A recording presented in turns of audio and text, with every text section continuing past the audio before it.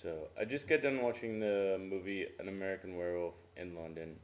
I really actually enjoyed the movie a lot more than I thought I would going into it. I know it's one of those movies that a lot of people list as kind of one of the forerunners for the genre, especially considering it's a 1980s movie and the effects in it are really good. I have to give them that.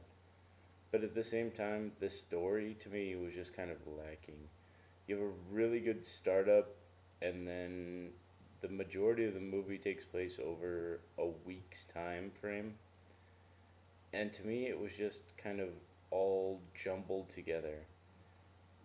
And I do like the fact that John Landis, somebody that's best known for comedies like Blues Brothers or Michael Jackson videos, is the director, and you do see that a lot, especially in the most famous scene, which I thought came way too late in the film. The one where they're in the porno film, that's 12 minutes before the film gets done.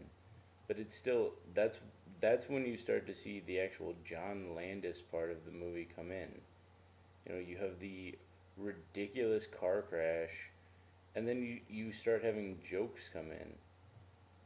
And I mean, I do like the fact that they had the Muppets in there just for no reason whatsoever.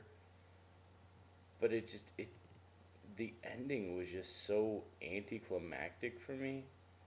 It was just like, okay, and done.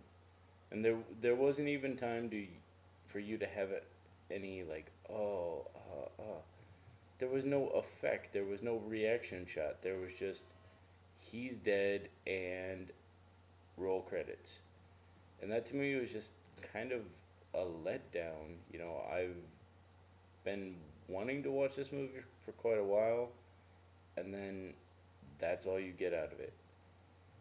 Overall, it's a good movie. I wouldn't. It's definitely not a great movie, and it kind of upsets me that John Landis is in Masters of Horror and things like that. The makeup effects in this thing, when you compare them to films like The Howling and other films around that time period, are far and away better, but just the movie itself isn't that great.